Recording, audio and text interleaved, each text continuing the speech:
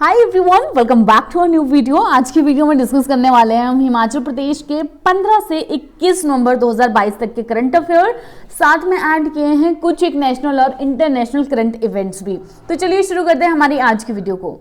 पहला current affair हमारा है, हिमाचल प्रदेश का कौन सा फोक डांस है जिसे पहली बार कनाडा में परफॉर्म किया गया?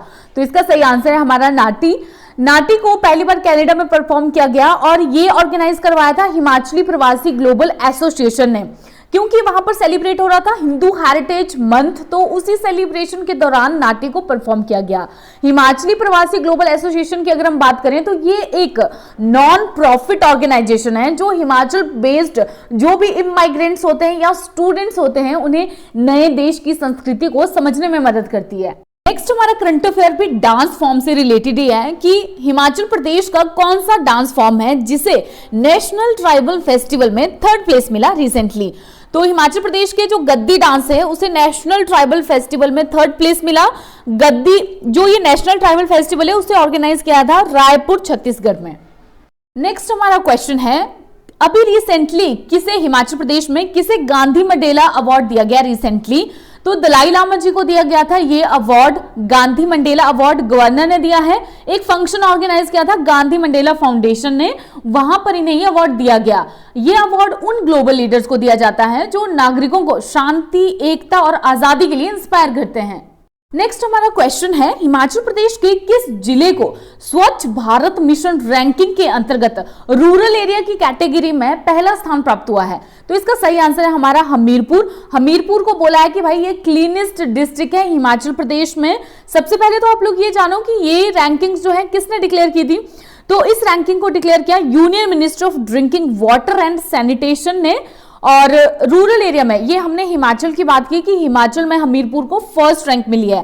अगर हम पूरी कंट्री की बात करें, इंडिया की बात करें, तो पूरे इंडिया में हिमाचल प्रदेश का जो हमीरपुर है उसे 3rd प्लेस मिला है कि ये रूरल एरिया की कैटेगरी में तीसरा क्लीनेस्ट सबसे ज्यादा साफ डिस्ट्रिक्ट है। नेक्स्ट हमारा क्वेश्चन है, UDISC प्लस मतलब unified district information system for education plus report जो आई है 2021-22 की, उसके अकॉर्डिंग हिमाचल प्रदेश में जो प्रति स्कूल नामांकन है यानी कि एनरोलमेंट पर स्कूल है वो कितना है? तो इसका सही आंसर हमारा 3rd लोएस्ट इन कंट्री।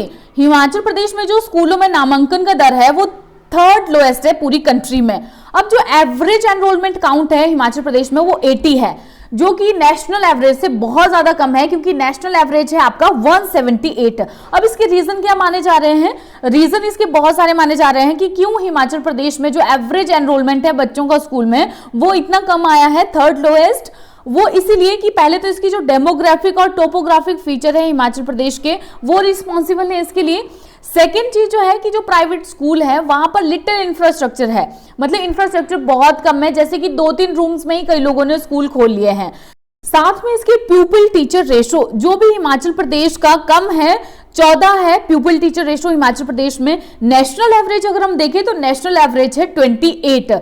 कुछ ऐसे स्टेट्स जिनका हिमाचल प्रदेश से भी कम है, उसमें सिर्फ ये 3 स्टेट्स आती हैं जो है लद्दाख, मिजोरम और सिक्किम। इन तीनों का हिमाचल प्रदेश से कम है और 4th पे ये आ गया प्यूपिल टीचर रेशो कम होने में।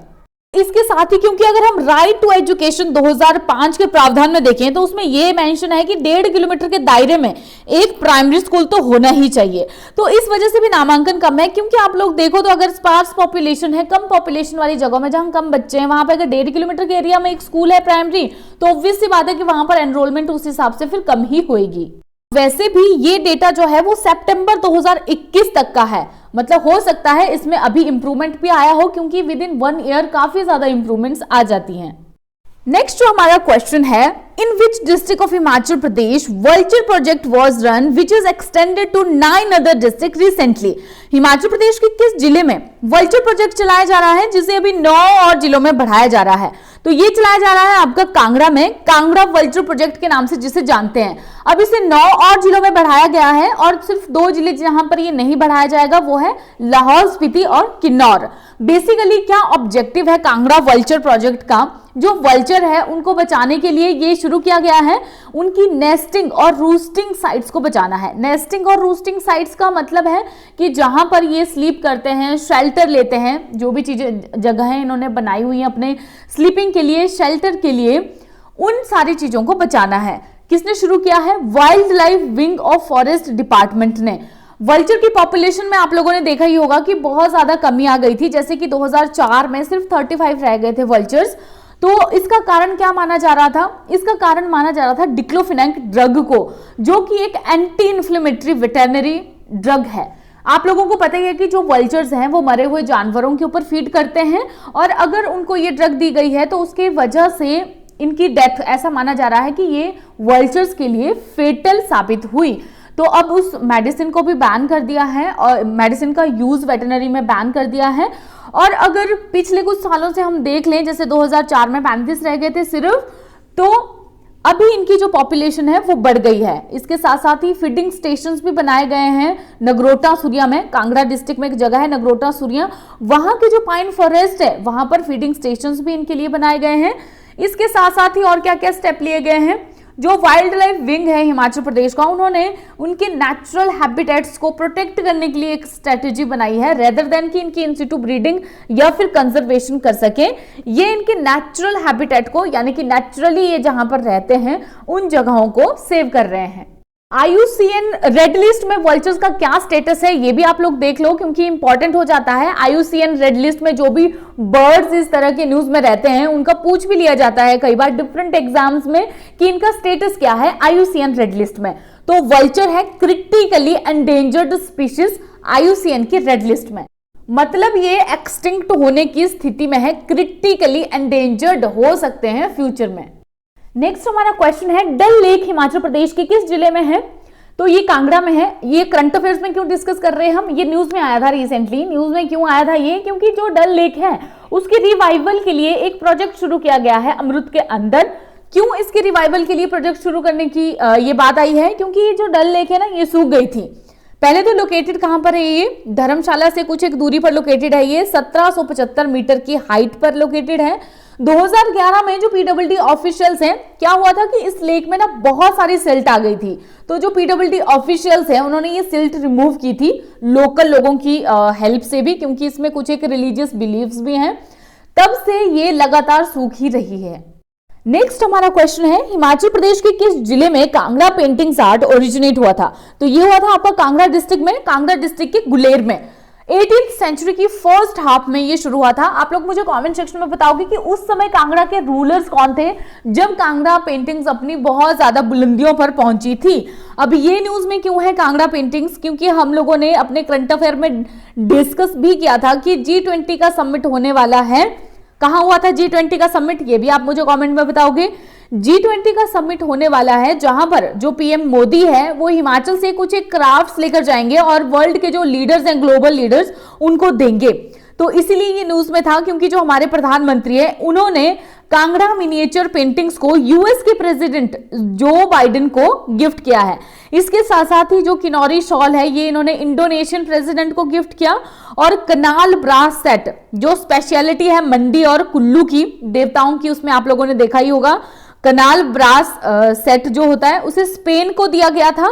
इसके साथ साथ ही कुछ गुजरात के भी चीजें दी गई थी, जैसे मातानी पचेड़ी, ये गुजरात का है स्पेशल, और इसे ऋषि सुनक को दिया गया था, जिसे वहां के जो वगीरीज कम्युनिटी है, नोमैडिक कम्युनिटी है, उन्होंने बनाया होता है। इसके साथ साथ ही जो फिथोरा है, रिचुअलिस्टिक फोक आर्ट है, ये जो वहां के रथवा आर्टिशंस बनाते हैं गुजरात के, उसे उन्होंने ऑस्ट्रेलिया को दिया। तो लगभग जो हिमाचल और गुजरात के गिफ्ट्स थे वो थोड़े से डोमिनेट कर गए थे G20 के समिट में। नेक्स्ट हमारा क्वेश्चन है, शोभा सिंह कला पुरस्कार किसे दिया जाएगा? तो ये दिया जाएगा किशोरी लाल वैद्य को। इसमें क्या दिया जाएगा? एक साइटेशन होगी, शॉल होगा और 21,000 रुपए का होगा ये प्राइज। क्यों न्यूज में था ये भी? अभी जो 3 डेज का शोभा सिंह फेस्टिवल है, शोभा सिंह आर्ट फेस्टिवल, वो शुरू किया जा रहा है। कहां पर? अंद्रेटा विलेज जो है पालमपुर में, वहां पर शोभा सिंह मेमोरियल आर्ट सोसाइटी के द्वारा ये ऑर्गेनाइज करवाया जा रहा है, जहां पर ये किशोरी लाल वैद्य को ये शोभा सिंह कला पुरस्कार भी दिया जाएगा। हिमाचल प्रदेश में हमारे काम की क्या क्या चीजें हुई लास्ट 1 वीक में, ये तो हमने देख लिया। अब देखते हैं कि पूरे नेशनल और जो इंटरनेशनल इवेंट्स हैं कुछ एक इंपॉर्टेंट को ही हम यहाँ पे डिस्कस करेंगे। तो सबसे पहला जो क्वेश्चन है नेशनल इवेंट से वो है कि इंडिया का जो first multi modal logistic park है वो कहां पर बनाया जाएगा? तो इसे बनाया जाएगा आपका चेन्नई में, चेन्नई के मप्पेडू विलेज के थ्रीवुलर डिस्ट्रिक्ट में इसे बनाया जाएगा। लगभग 184 एकड़ में इसे बनाया जा रहा है और इसकी जो कॉस्ट है वो 1424 करोड़ आएगी। इसे इंप्लीमेंट किया जा रहा है पीएम गति शक्ति नेशनल मास्टर प्लान के अंतर्गत, जिसे 2021 अक्टूबर 2021 में लॉन्च किया गया था।